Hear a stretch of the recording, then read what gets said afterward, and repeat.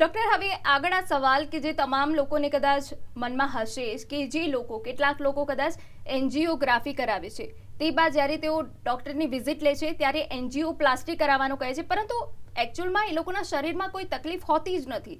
તો આવા દર્દીઓને માધવબાગના નિષ્ણાંત ડૉક્ટરો શું સલાહ આપશે? ઓકે, આપણે જેવી રીતના વાત કરીએ કે હૃદયરોગ જે છે પહેલાં પૂર્વ સંકેત રૂપે ઓલરેડી ચાલતું હોય છે. હૃદયરોગનો હુમલો થતો હોય છે અથવા તો હુમલાની અંદર પેશન્ટને બીજી કોઈ તકલીફ થતી નથી હોતી.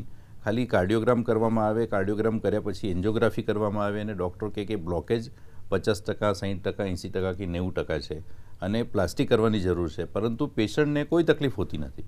પેશન્ટ એવું મૂળે કોઈ દિવસ વિચારતો પણ ના હોય, બીજી કોઈ તકલીફ થતી ના હોય, ફિઝિકલ કોઈ કમ્પ્લેન નથી આવતી. ખાલી વચ્ચે વચ્ચે ક્યારેક ને ક્યારેક એમની છાતીમાં દુખાવો રહ્યા કરતો હોય. બહુ બધી વાર એને આપણે ગેસ અથવા એસિડિટી તરીકે પણ ગણકારતા નથી હોતા.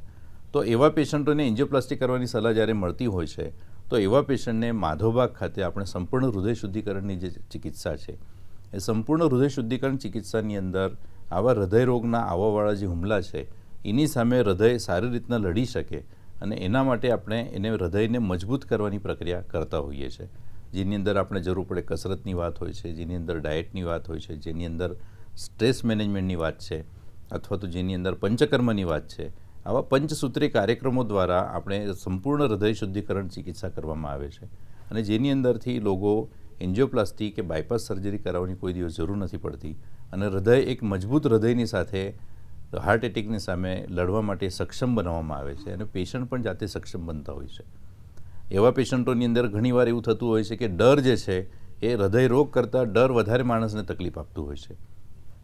તો માધવબાગ ખાતે આપણે પેશન્ટના ડરનો પણ નિકાલ કરવામાં આવે છે.